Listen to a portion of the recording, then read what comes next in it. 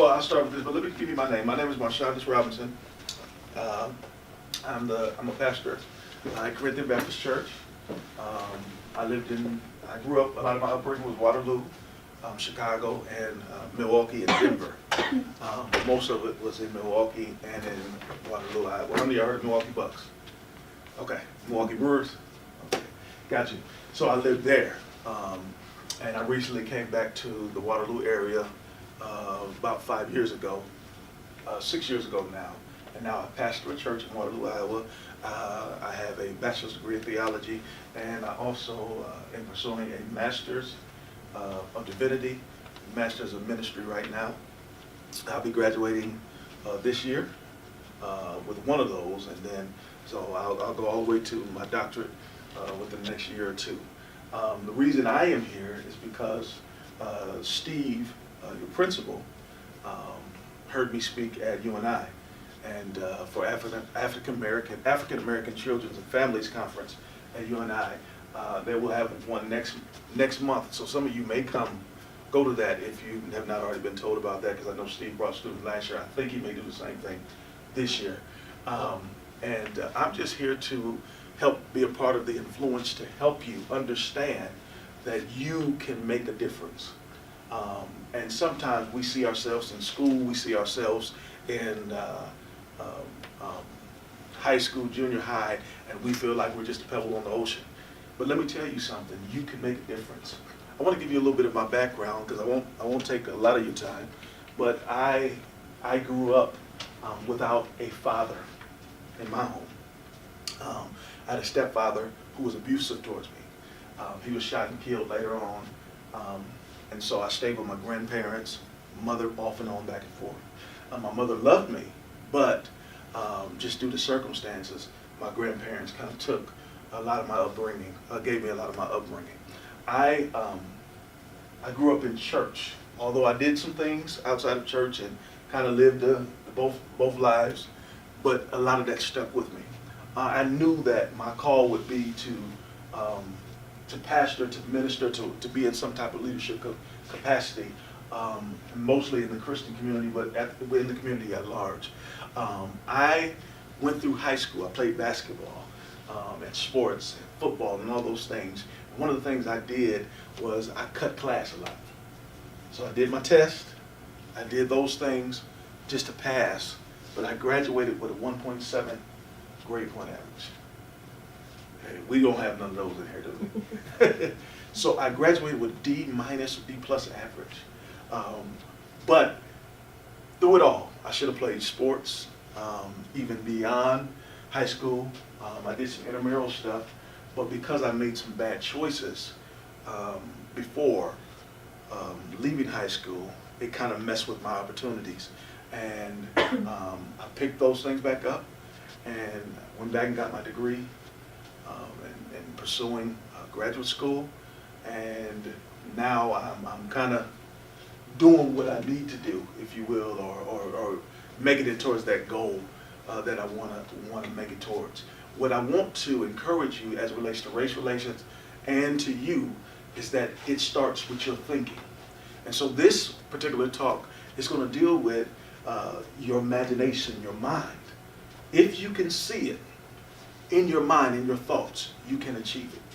But I want you to understand that with race relations, and I know some of you said this is a small town, you don't see much and you don't understand much.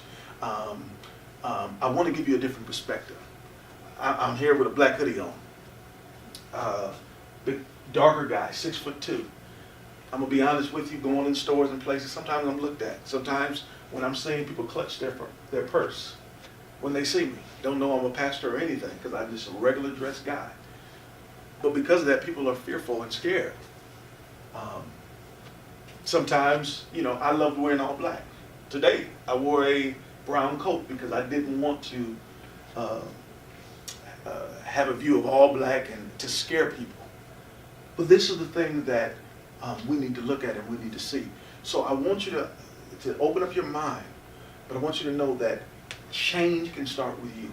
How many of you believe that we have arrived already as far as race relations? Do y'all believe that?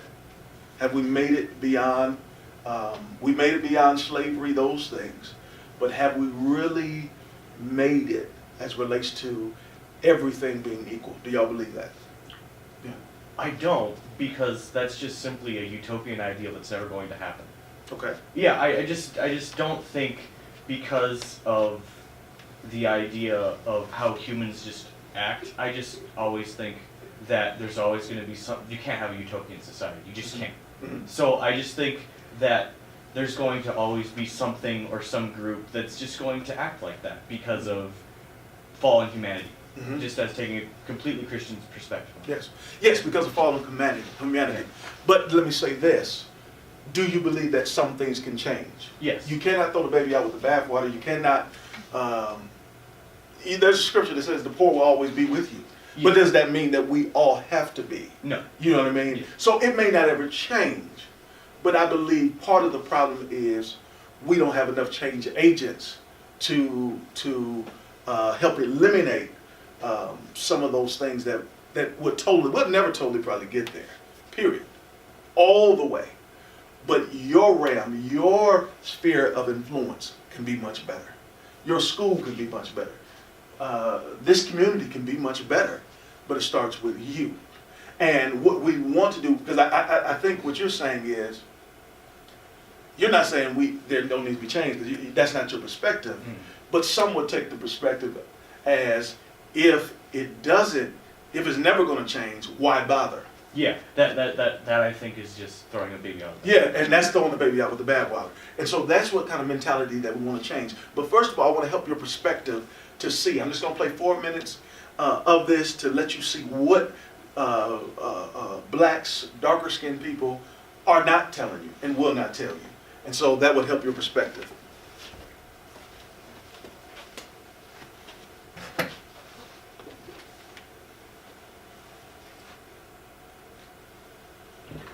We're at Link. We wanted to show you how we created our amazing new website. Is that loud enough for your phone? Okay. Loud enough? With Wix. Now we know that having a great website is crucial. It's something that I don't usually talk about because I'm afraid that I'm making people Everybody here can see? uncomfortable. It's something that affects me in almost every aspect of life.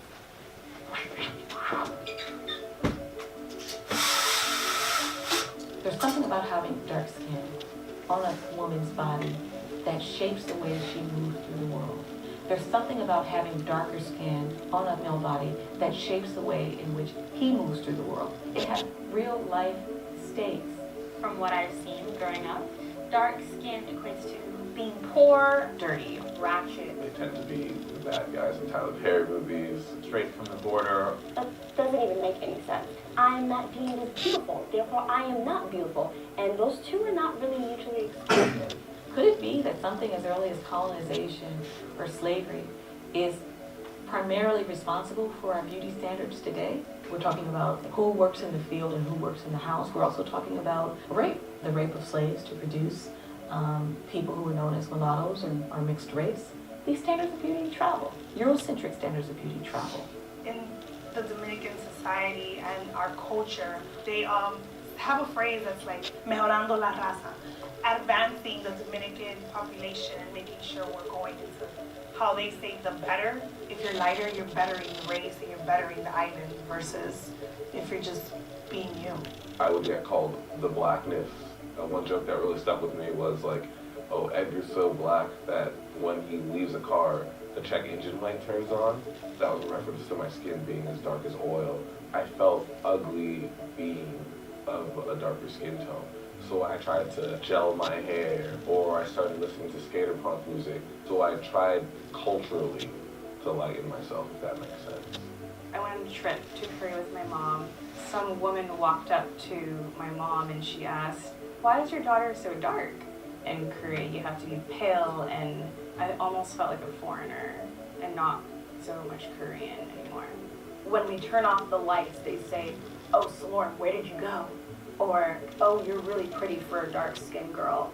Are you saying that my race and just the fact that I am black, is that not attractive in general? I remember one time that I wanted to be an angel in a parade. At at that time, they were like kind of racist, you know, they didn't like black people to be angels. And my mommy got kind of freaked out. She was going like, please don't, you cannot be an angel because they're gonna laugh at you. I said, but mommy, I am an angel.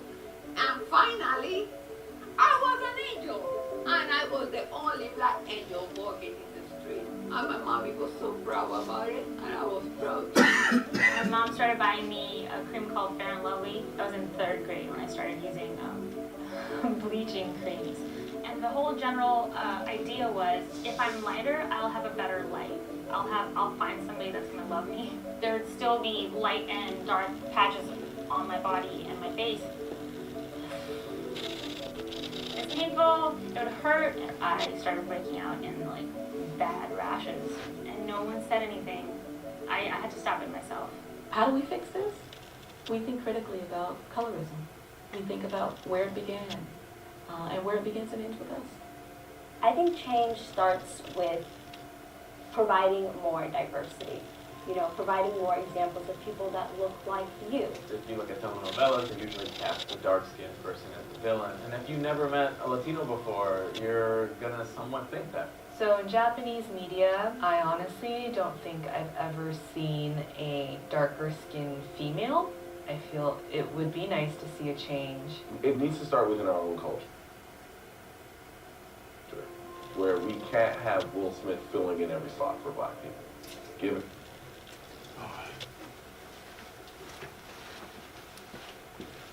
All right. What did y'all receive on that? Did y'all get anything from that? What did you guys gather from that?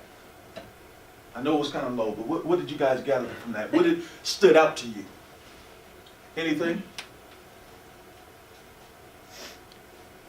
Anything stood up? Yes. That change has to start with us. Yeah. That's where it was. The guy said some people told him because he had darker skin that when he leaves the car, the check engine light goes on because his skin was dark as oil. This is the perception that a lot of people will not tell you. And the reason we have these, and Steve and the school and the teachers wanted to do this, to give you a better perspective. You have to see the change that you want to be. Not only for race relations, but even on your own life. It starts with a thought. Impact means, well, imagine the impact. Imagine means to form a mental image of something that is not present or that is not the case. It means to expect, to believe, or suppose. Impact means to come into a forcible contact with another object having a strong effect on someone or something. The aim is for us to imagine a community that has been impacted by a caring, safe commitment to community. The reason we come together is to learn and to hear from other successful individuals, to get our minds to see the possibilities that we have if we can imagine. Can you imagine the impact? There is a quote by William Arthur Ward that says, if you can imagine it, you can achieve it. If you can dream it, you can become it. I would like to take it a step further and add, if you can believe it, you will have a greater chance of achieving it.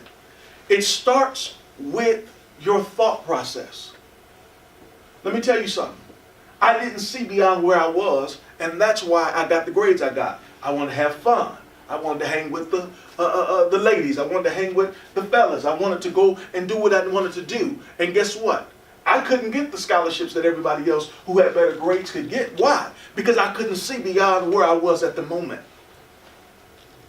And sometimes in race relations, because we don't see it, and we may be in smaller communities, we may be in places that are you don't see much of racial profiling and police brutality because most of us look alike. You don't see those things.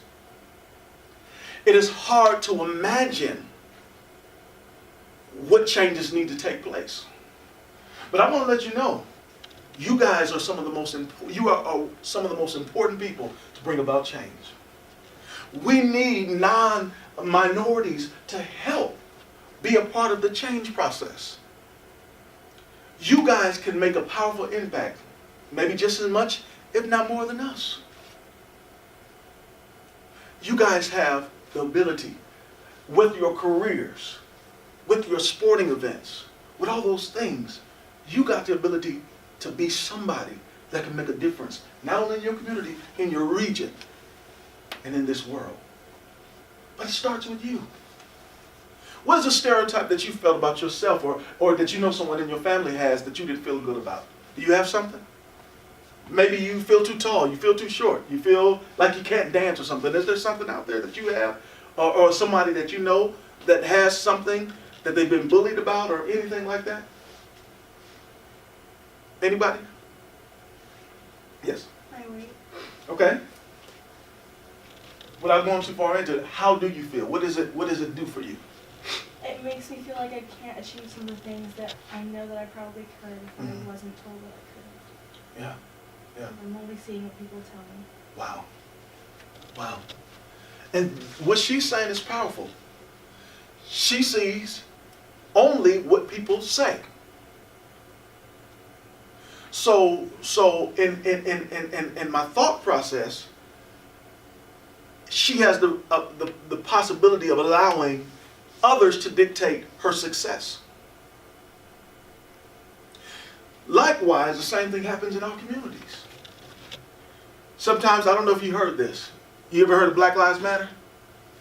And what is the thing that most people come back with? Well, all lives matter. Why does Black Lives matter? They can do the same thing we can do. They can go work like we can work.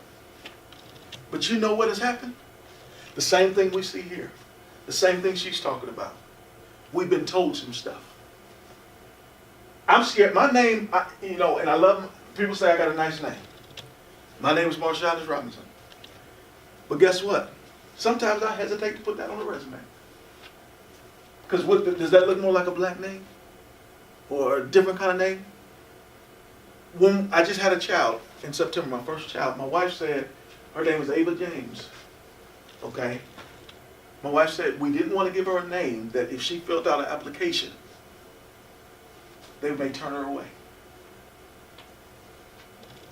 The same thing. We've been told some stuff that we'll never make it.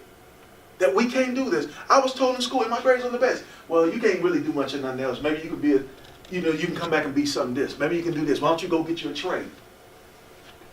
And it wasn't necessarily because my skin color as much as it was my skin color, but coupled with how I didn't do well in school.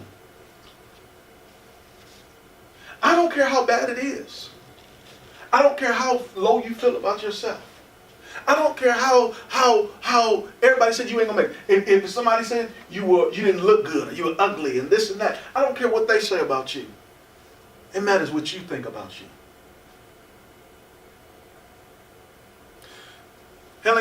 Helen Keller was one who made the quote. They asked her, what do you think is worse than being blind? It's having sight with no vision. What does that mean? You can see, but you don't have an outlook. There's some people who are blind, and don't get me wrong, I don't think anybody want to be blind.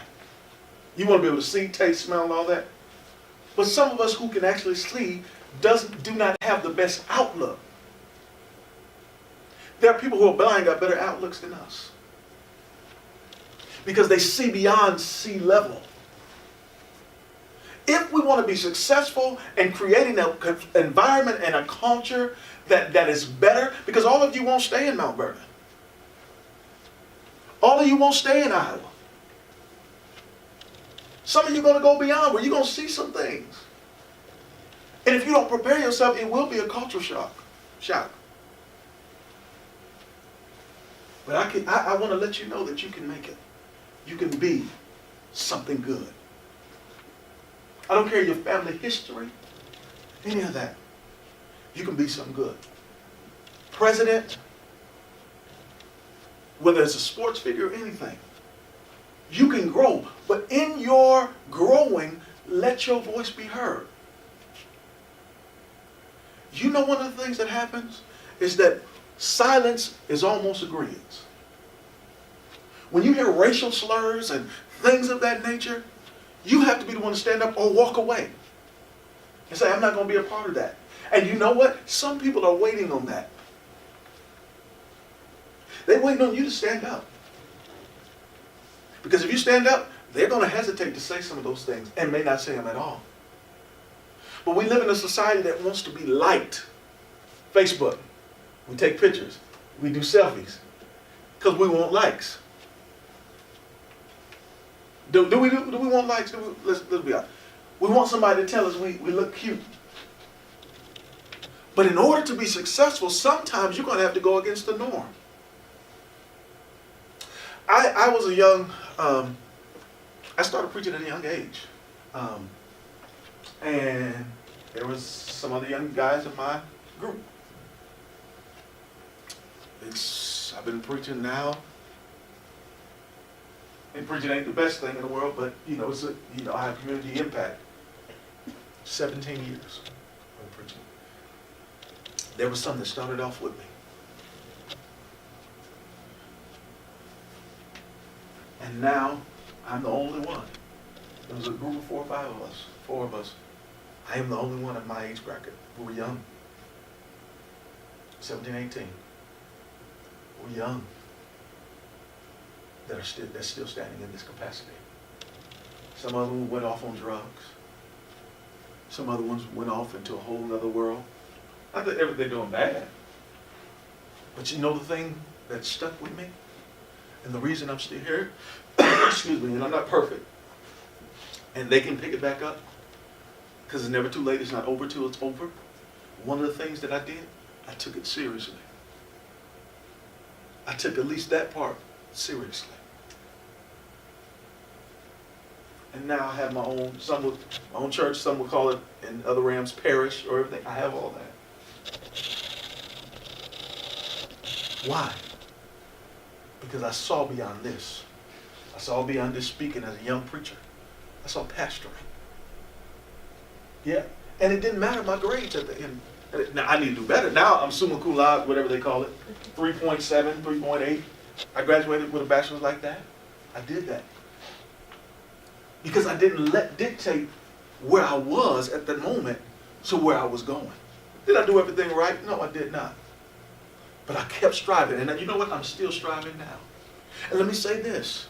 With Martin Luther King, he had a dream. How many of y'all heard that speech? He had a dream that one day blacks and whites will be together. And guess what? They are.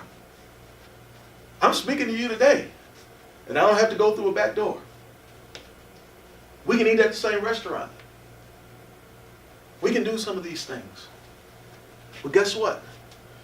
Vision leaks.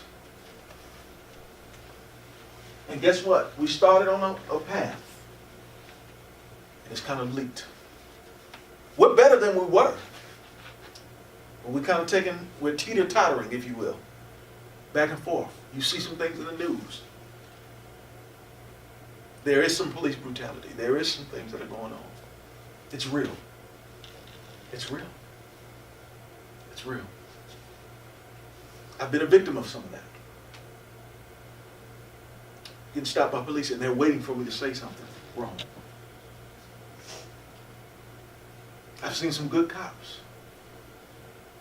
I've seen some not so good cops who will pull you over just for anything. I was riding in my uncle's nice Mercedes-Benz. And I forgot to put the sticker on there. Or he didn't put the sticker on there yet for it to be updated for the year. Car registration. And so the police was behind me. He read the plates. They were good and clean. He was going to pass me till he saw me. And when he saw me, he stopped and went and hurried and slowed up and went right behind me. Young black guy in the car. That was decent. Plates were good, fine. They normally would pass you if they read them and they see it's good. A lot of times it's been passed.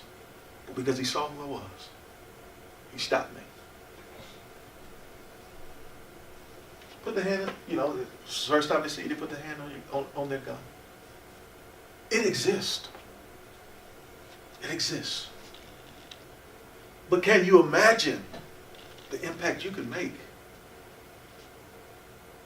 What do you want to do when your career is not just about your money. Your success is not just about getting a better house. Your success is not just about having the good life and the plush life and being able to party every week. But what if you imagine your success is bigger than what you can say? Your success is tied to equality. Can you imagine that? But you have to see it. Do any of you set goals?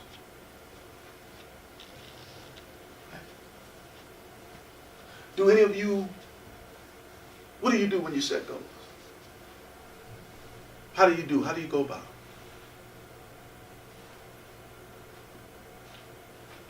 it?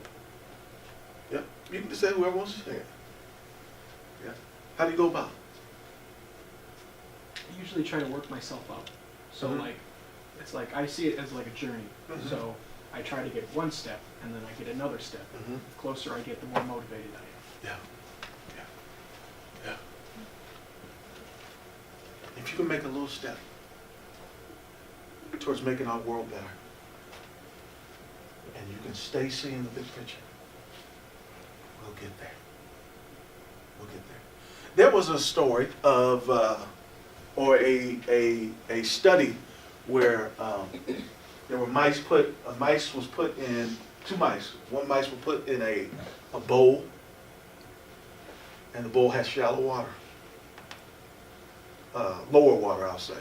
One was put in a cup where the water was higher. The one in the bowl where it was water enough that it can cover his head, he died faster than the one in the cup. Why did he die faster than the one in the cup? The one in the cup, because he was up higher and the water was deeper, he was able to see above the cup line. The one in the bowl, because the water was shallower, if that's a word, he couldn't see above the bowl line. Survival is connected to seeing beyond just where you are. And in order for you to really understand this concept of racial equality, Dr. King's dream being realized, your own life success, and to be further than just getting a job and it being doing okay, is seeing above the line. Can you see above the line? You have it. Rosa Parks. Anybody know about Rosa Parks? Can somebody tell me about her? She's an activist. Okay. And she did a lot of things like refused to stand up on the bus. Yeah. She refused to stand on the bus. And guess what? There's bus equality. But there was some tension. She had to go to jail. She had to be willing to risk being hurt and harmed. But she knew what she believed in. She believed in herself, that she was more than gum on the bottom of someone's shoe.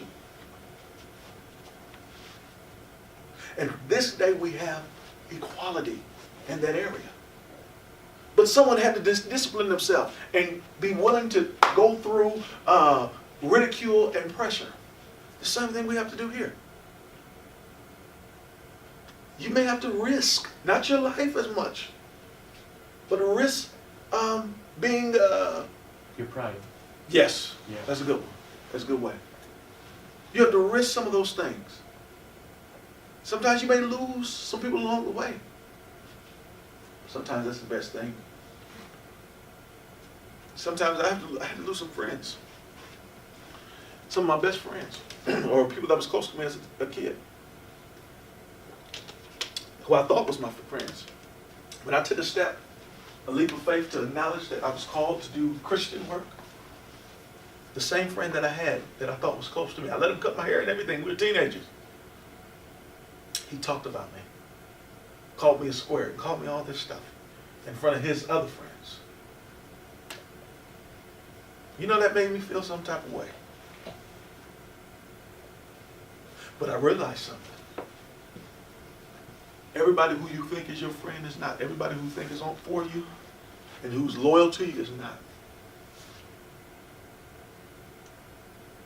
without a vision, people cast off restraint and run wild.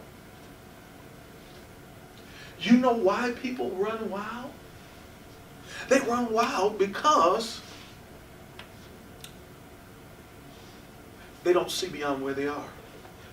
Can I tell you, in our communities, a lot of times, why we think, have you heard the statement, well, you don't have to sell drugs. It's your choice. Have you heard that before? Or you know, you can go out and get a job. Why black people on welfare or this and that? Have you heard that statement? Stuff like that? Do y'all know that sometimes everybody's not trying to live off government? Everybody, their first choice is not to go and commit a crime, robbery, or kill someone. You know, a lot of times it starts with they can't get a job or a well-paying job. So I don't want to, and don't get me wrong, I would tell them, hey, start with this $7 an hour job. But they're like, I have a whole family. I can't make it off this $7, $8 job. And I'm trying to be there for my child. So they go and sell drugs, which leads to other areas. Because sometimes they can't see beyond where they are. But all that is not their fault. Do you know why in our communities a lot of times black children are raised without fathers? And it happened not only to blacks, but even in the white community. A lot of that started. The start was, and we didn't, and everybody didn't see beyond what was going on with aid and financial aid and food and government assistance. In order for government assistance to be in your home, one of the parents couldn't stay there. Did y'all know that?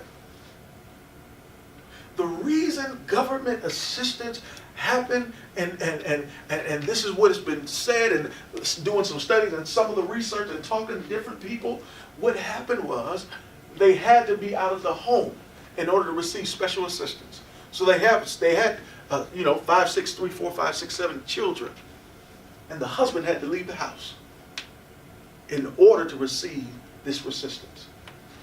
And guess what? If you notice, it's not, sometimes there's absentee fathers by choice, but a lot of it started with this. And the pattern has went on. It started with a thought. I'm not saying that the goal was to separate everybody, but it could have been.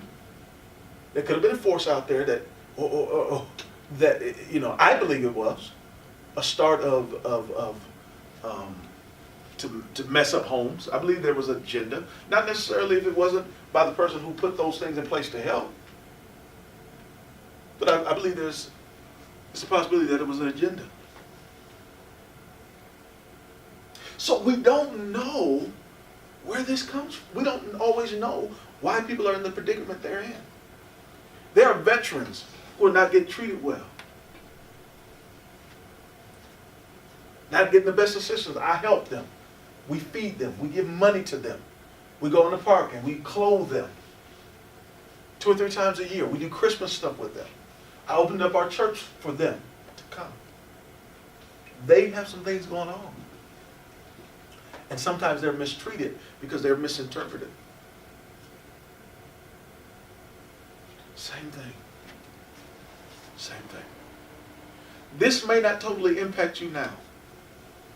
But down the line, when you think about someone else, when you think about that little, or that person who was being misjudged, and when you have a conversation with somebody that says, I don't know why they do this and that, you're a little more informed. Where you can tell them, no, you don't know what they came through. Just a conversation. Just a conversation can start. Any questions? Any comments? Anything? Any struggles? Anything that I've been through that you may want to know about?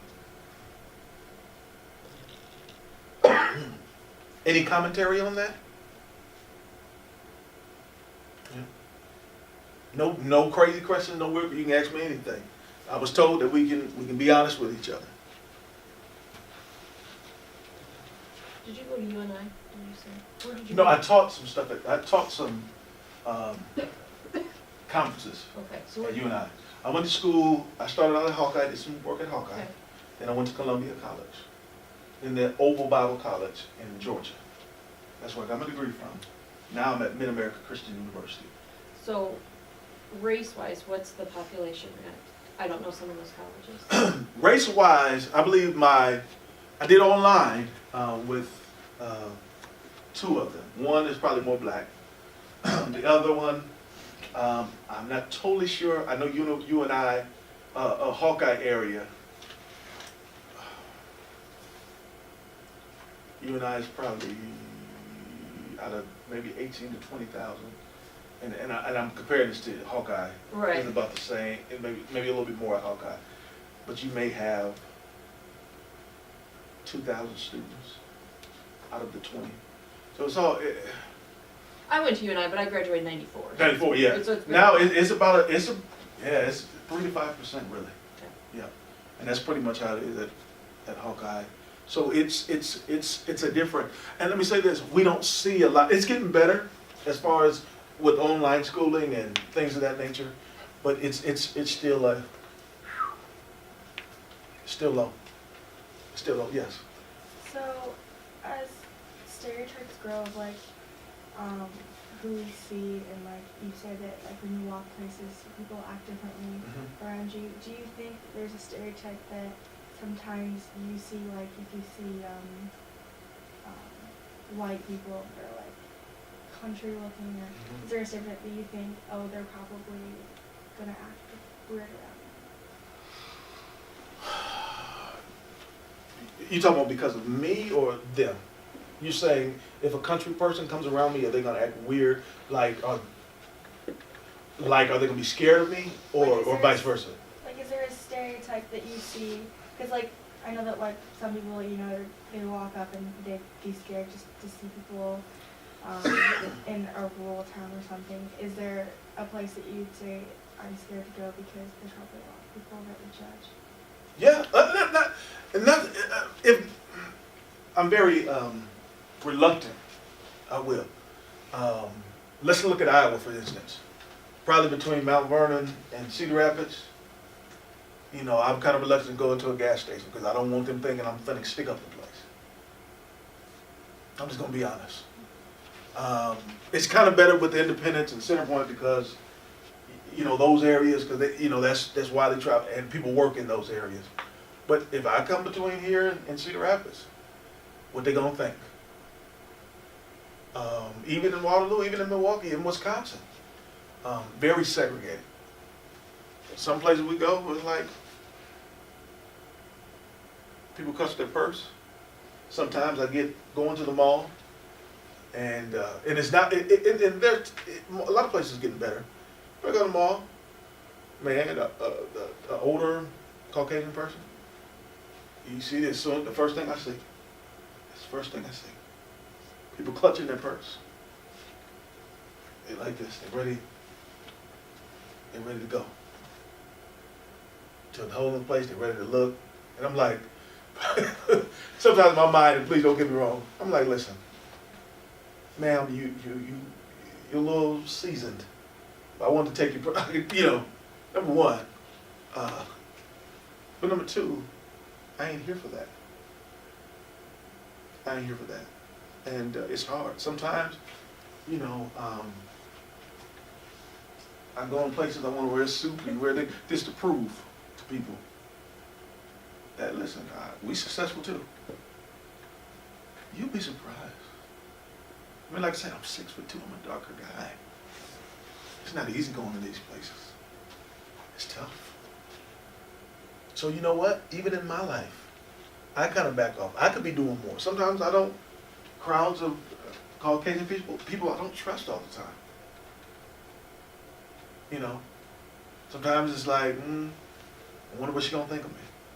I was just in Mobile, Alabama for a conference last week. In Mobile, Alabama. There's, you know, and it's very populated with blacks, but it's also a white area. I went in a restaurant with my grandfather. My grandfather was just kind of joking with the waiter. She was white. Seem kind of country a little bit. I'm like, God damn, we joking with these people, they gonna spend our food. You know, and he worked, and he was supervisor at John Deere, he was doing all those things. So he prominent, has his own business. But I was like, man, you know, sometimes I'm scared to take my food back. If I say, oh, this ain't right.